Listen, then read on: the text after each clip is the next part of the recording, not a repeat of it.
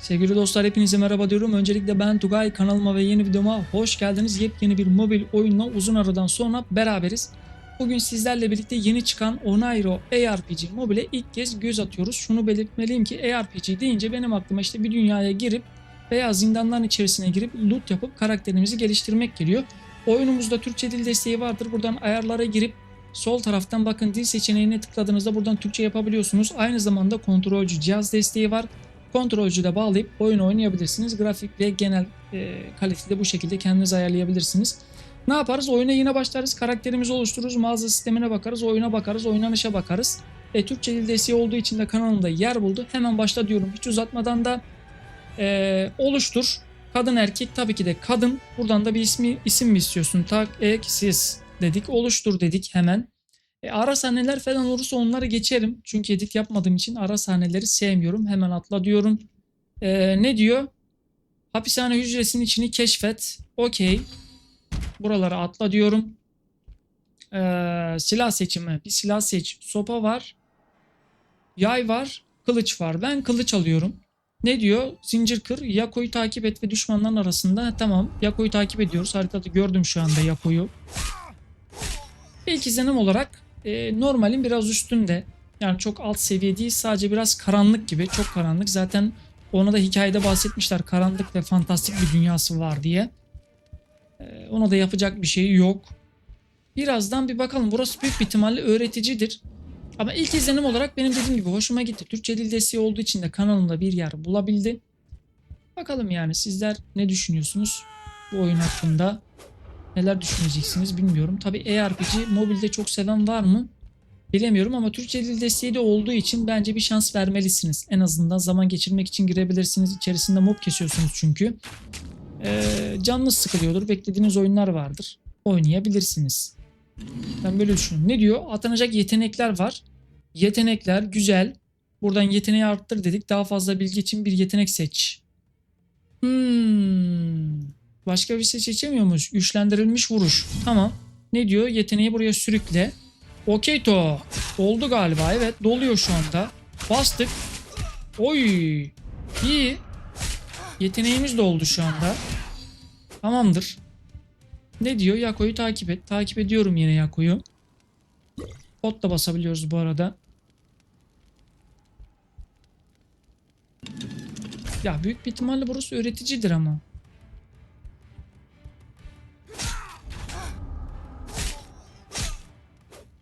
Kılıç güzel bu arada. Kılıcı güzel kullanıyor. Baksana. Çok iyi kullanmıyor mu? Bence iyi. Halen Yako'yu takip ediyoruz şu anda. Ya bunlarda bölüm sonu canavarları da vardır. Yetenek skill'i de var. Türkçe olması bence bir avantaj.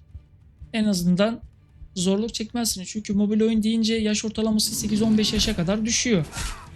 Kusura bakmayın şimdi ama öyle. Bir pot bastık hemen.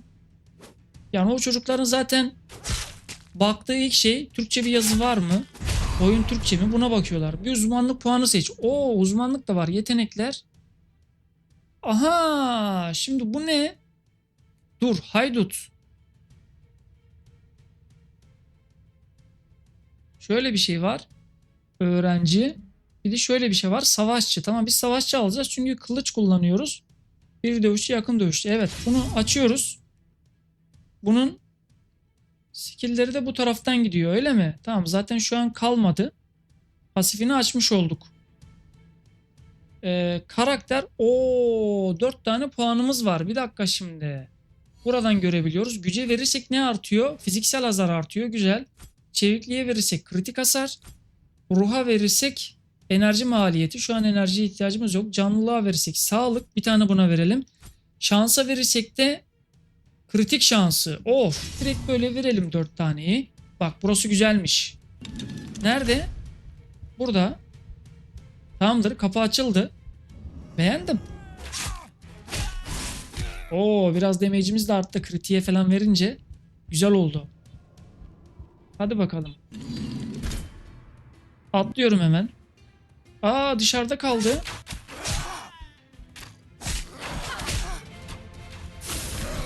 Çok vurdu bu arada. Bir yandan da doşlamaya çalışıyorum. Daha demin doşladım.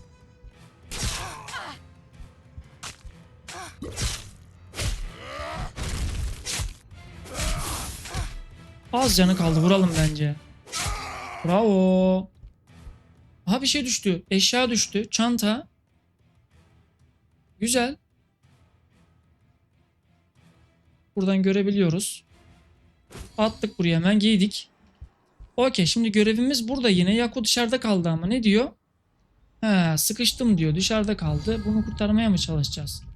Okey şimdi haritayı görebiliyor muyuz? Görebiliyoruz. Bu şekilde haritayı da görebiliyoruz. Güzel. Şimdi şuradan bir şeye bakabilir miyiz? Ne var burada? Mağaza var. Mesela mağazada ne satılıyor? Oo. Burada bunlar galiba Legendary eşyalar. 214 TL hepsi. Hangisini oynuyorsanız işte yay, kılıç, sopa. İlk başta bunu alabiliyorsunuz. Bu niye? Karakterin seviyesine göre ölçeklenen. Ha, seviyesine göre ölçekleniyor. Dövizler var. Malzeme paketleri. Bunlar yerden düşüyor. Bunları biliyorum. Mücevher paketleri. Bunlar da yerden düşüyor. Bir eşya yuva eklemek için kullan. Oo, bunu bilmiyorum. Bunlar ne kadar tüm istatistikleri sıfırlamak için kullan. İstatistik sıfırlama bu arada paralıymış. Evcil hayvanlar paralı. Bunlar da kozmetik. Bilmiyorum ne kadar pay to win değildir. Pay to win'dir ama eşyaların çoğunun parayla satılıyor.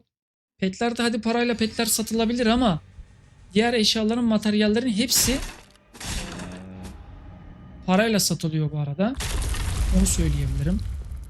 Bu da sizin ne kadar hoşunuza gider. Benim pek hoşuma gitmez. Çünkü bayağı bir eşya parayla satılıyor. Hadi petler falan neyse, kozmetikler neyse ama başlangıç silahları falan da hep parayla. Ya bilemiyorum.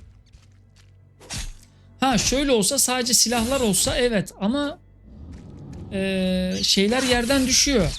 Bazı materyaller bak şimdi birazdan düşerse onları göstereyim ama gold düşüyor yerden.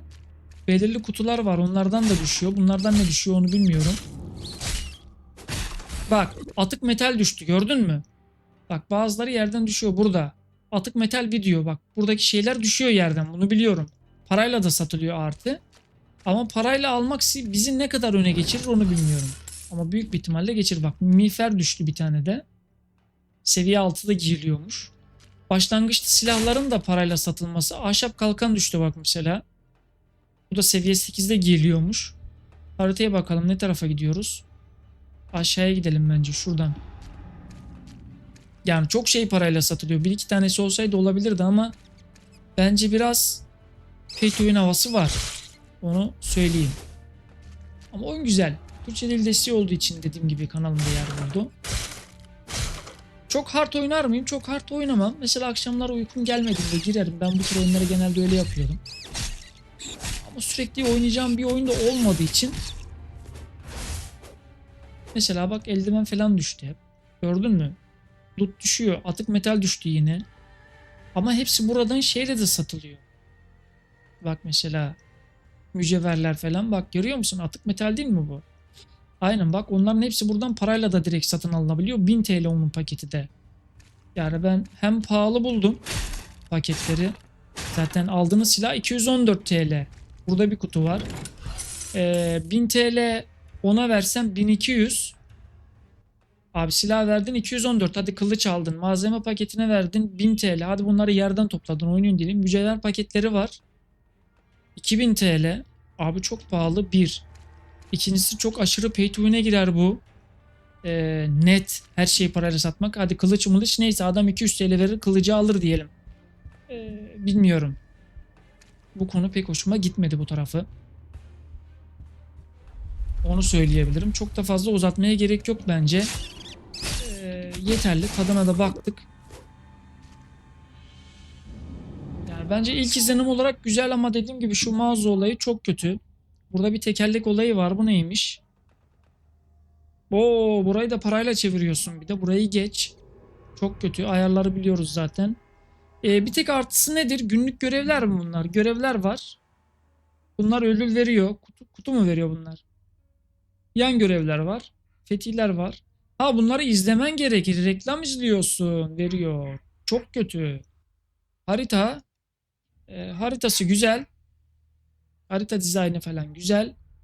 Ama dediğim gibi yani aşırı derecede pay to win. Buraya kadar da izlediyseniz çok teşekkür ederim. Yani ben zaten doğal ve dürüst bir şekilde yorumluyorum. Oyunlara dediğim gibi ilk baktığım yer mağaza sistemleri oluyor genelde. Sadece burada ne yapılabilirdi? Bu silah satılıyor olabilirdi. Evet, buna katılırım. Tamam, 214 TL silah verirdik. Bunları geç. Şunlar yerden düşüyor desek hadi bunu almadın ama mücevher paketleri de çok pahalı. 2000 TL yani. Şunlar ne işe yarıyor onu bilmiyoruz. Bir yuva açıyorsun artı istatistikleri sıfırlamak 65 TL. İstatistikleri sıfırlamak istediğinde direkt sıfırlayamıyorsun demek ki burada 65'e. Tüm istatistikleri sıfırlamak için 149 TL. Kötü buldum. Kendinize çok iyi bakın. Efendim bir dahaki mobil oyun videolarında görüşmek üzere. Tabii de Türkçe olduğu için kanalımızda yer bulabildik kendinize. Hoşçakalın efendim.